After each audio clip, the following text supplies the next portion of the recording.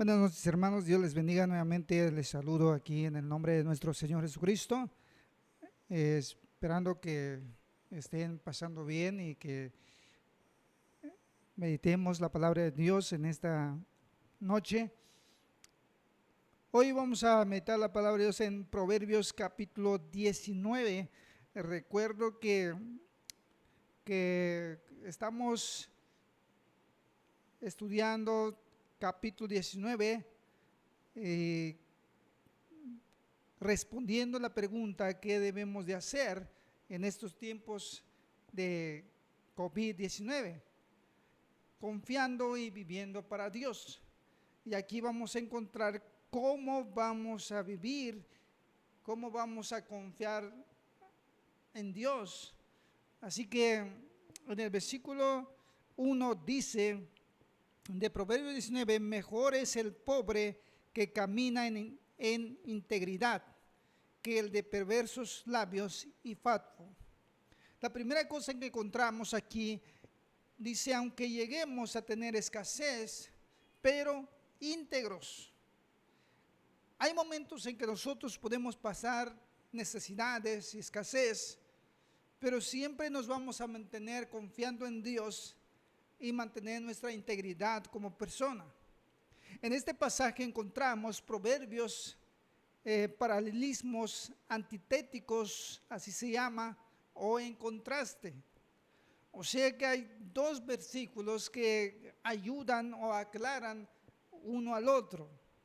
El versículo 2 y el versículo 8 dice así: el alma sin ciencia no es buena, y el que se apresura con los pies peca. El versículo 8 dice: el que posee entendimiento ama su alma, y el que guarda la inteligencia hallará el bien. Este texto dice: sin ciencia, sin conocimiento, sin análisis previa de las cosas, viene el apresuramiento, pero el acelerado cae más rápido.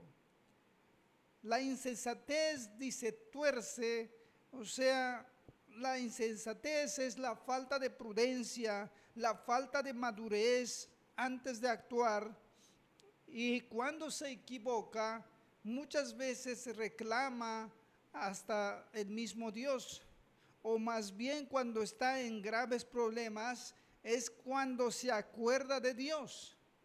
Muchas veces esto sucede porque muchas veces no analizamos las cosas y tomamos decisiones apresuradas.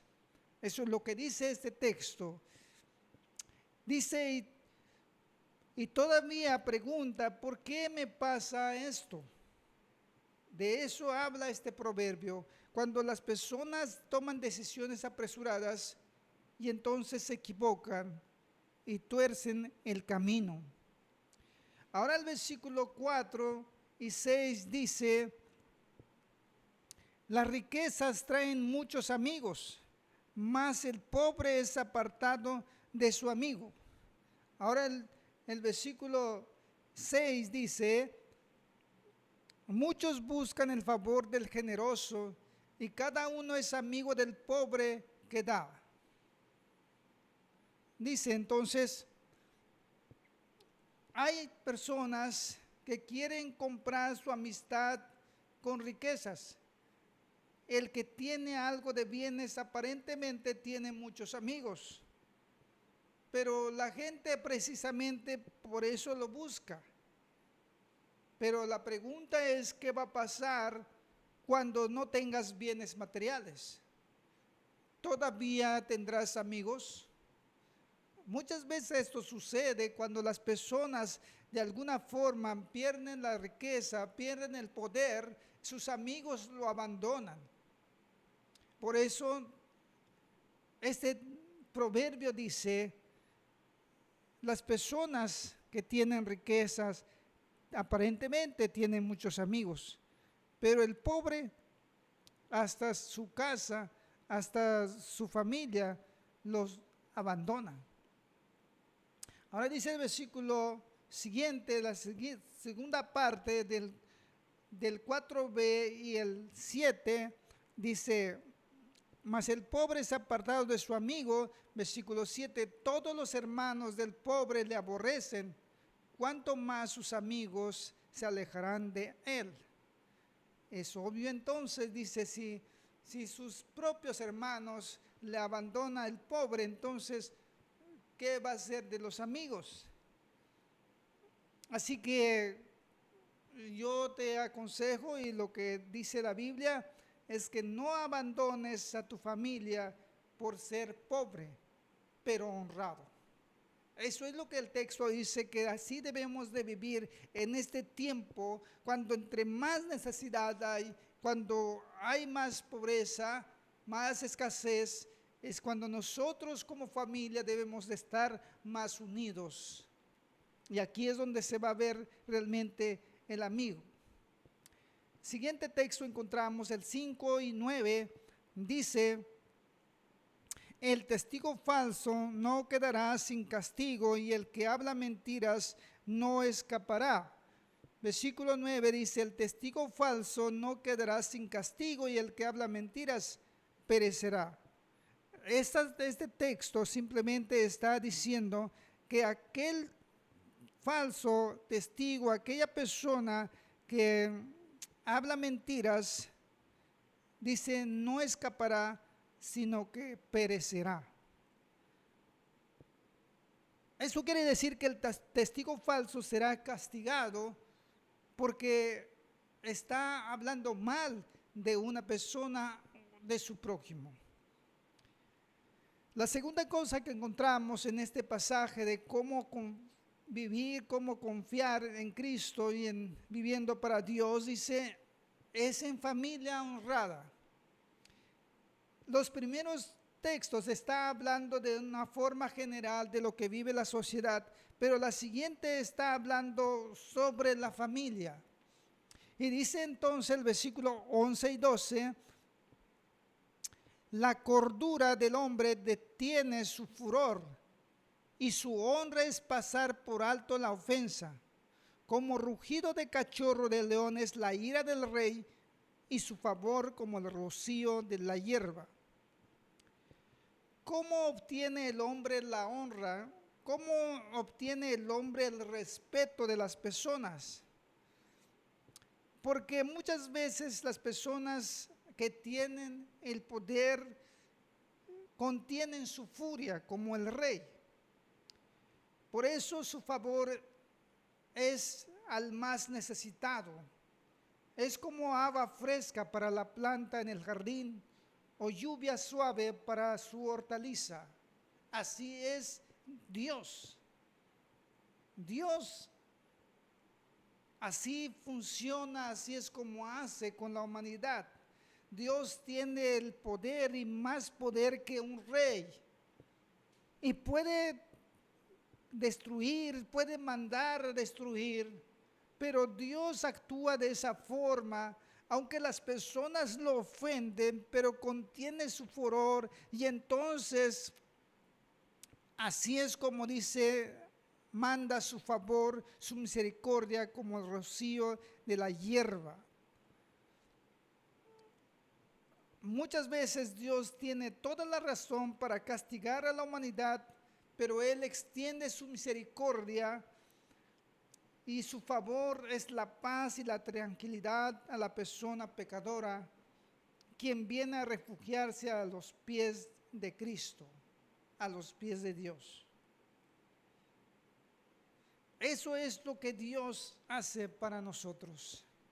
Dios tiene todo el poder, pero también su honra es la misericordia y la bondad para el bien de la humanidad, del pecador. Eso es lo que hace Dios para contigo. El versículo 13 y 14 dice: dolores para su padre el hijo necio, y gotera continua las contiendas de la mujer.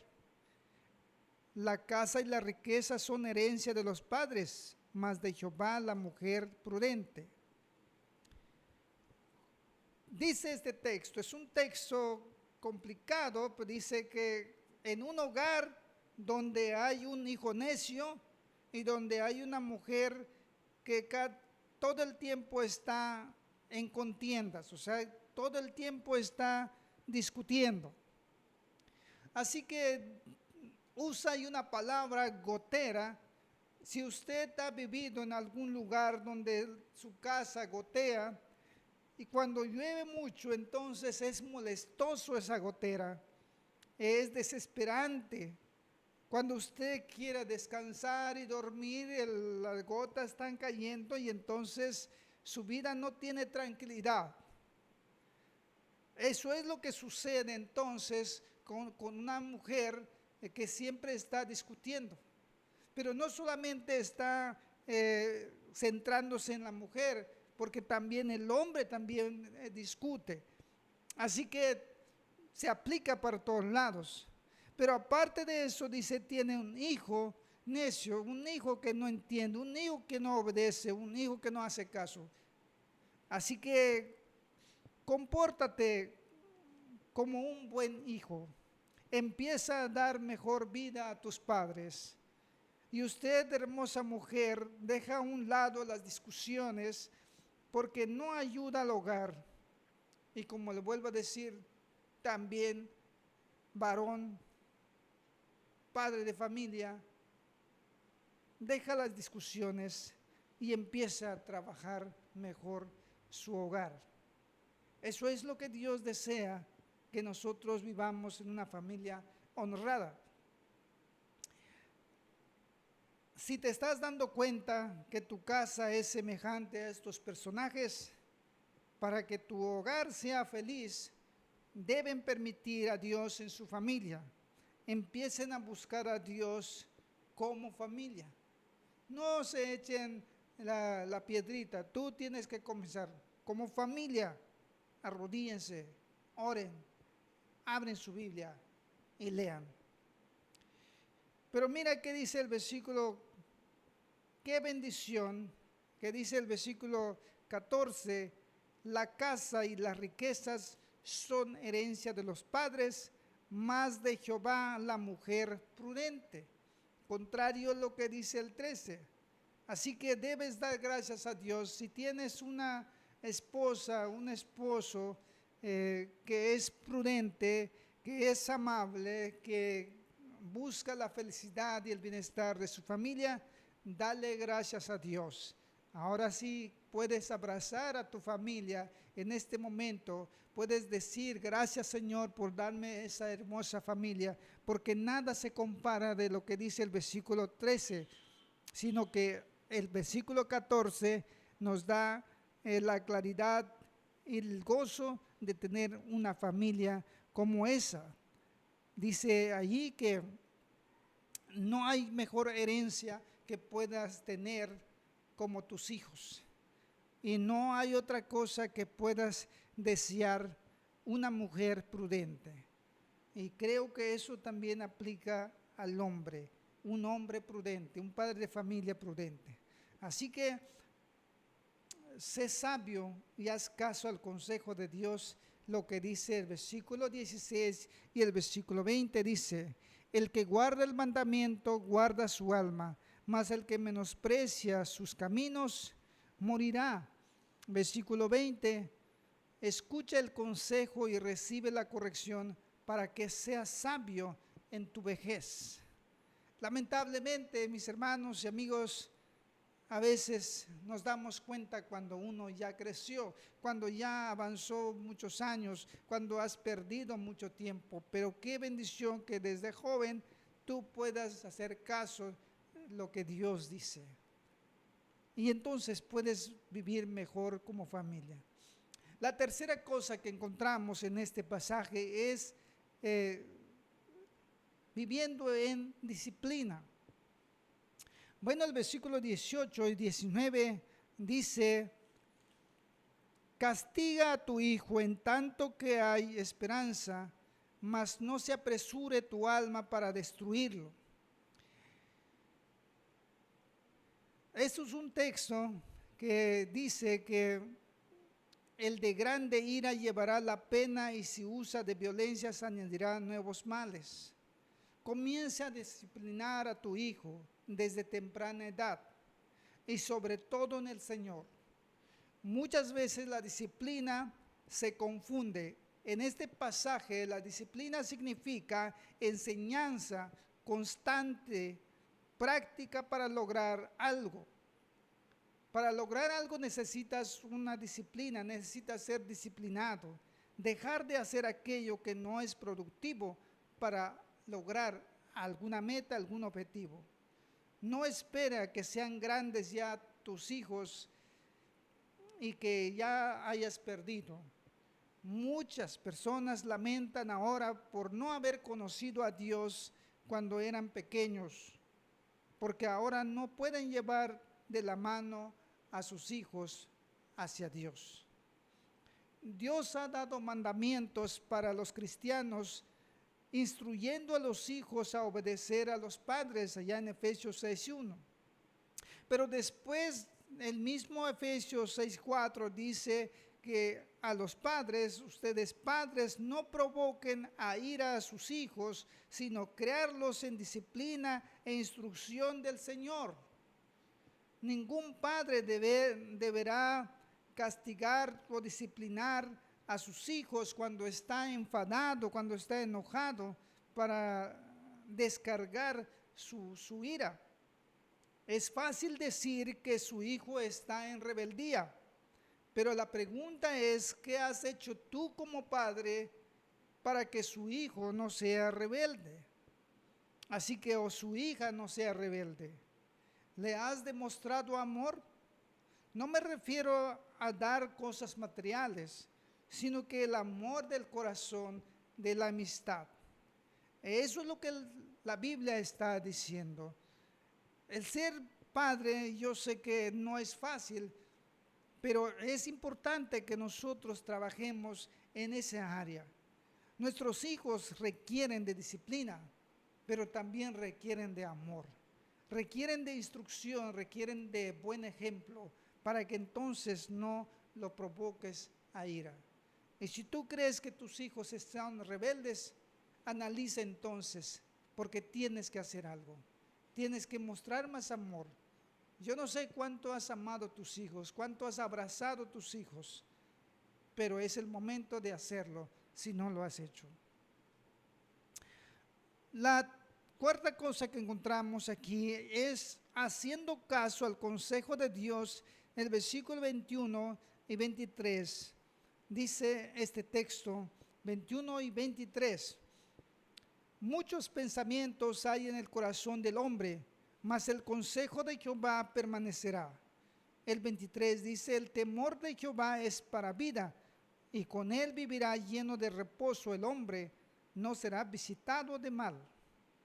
El ser humano puede intentar y aportar muchos pensamientos, muchas explicaciones de las cosas, muchas soluciones, pero Dios es el único que puede dar el mejor consejo para la humanidad, porque su consejo permanece para siempre, porque su consejo no necesita cambio, porque su consejo no necesita adaptación. La palabra de Dios es eterna, la palabra de Dios permanece, la palabra de Dios es de generación a generación, así que así como estuvo aplicado para las generaciones antiguas, también las generaciones presentes de hoy y también las generaciones del futuro es aplicable a las enseñanzas de Dios. ¿Por qué? Porque Dios tiene toda la solución y todas las razones que nosotros necesitamos. Así que busca la palabra de Dios, porque allí está el consejo, allí está la instrucción. Si tú no sabes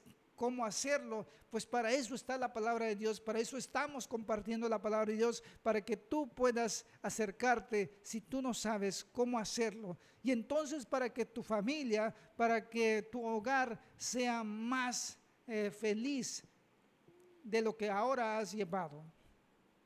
Así que puedes dormir tranquilo con el versículo 23, descansar confiado y satisfecho. Yo quiero que tú pienses en este versículo que dice, el temor de Jehová es para vida, con él vivirá lleno de reposo el hombre, no será visitado del mal. Aquí dice el respeto, la fe, la entrega, la confianza del hombre hacia Dios, esto va a resultar mejor vida, mejor familia, mejor hogar, mejor pueblo, mejor ciudad. Y con él dice, con ese respeto a Dios, con esa fe en Dios, con él vivirá lleno de reposo, o sea, estará tranquilo. No tendrá ninguna preocupación de las cosas difíciles, de las cosas que pudieran venir. Pero además dice la promesa, no será visitado del mal. Así que confíe en esta palabra, cree en Dios y créele a Dios lo que dice en su palabra. Así que si tú tienes confianza en Dios, tienes respeto a Dios, entonces puedes descansar confiadamente y puedes estar satisfecho. Siguiente cosa que encontramos en el versículo 24, dice, el perezoso mete su mano en el plato y ni aun a su boca la llevará. Bueno, aquí habla del perezoso. Ahora si lo aplicamos en el lado espiritual, porque describe como que es tan perezoso, es tan flojo, que trata de agarrar la comida, pero ni tan siquiera puede llevarlo a su boca porque es tan flojo. Bueno, algo puede parecer a su vida espiritual, que tú tienes allá en la mano la palabra de Dios, la Biblia, pero eres tan perezoso que no la abres y no la lees. ¿Te parece familiar? Espero que no lo sea así. Espero que usted esté abriendo su palabra, la palabra de Dios, y la leas. No te parezcas de esta persona. Finalmente el versículo 29 dice la afirmación bíblica que dice aquí, preparados están los juicios para los escarnecedores y azotes para las espaldas de los necios. La afirmación bíblica es de que el juicio de Dios es una realidad, se acerca.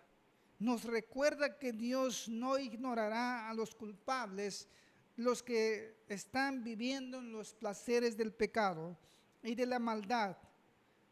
La maldad tiene un periodo limitado, pero la paga del pecado durará por la eternidad.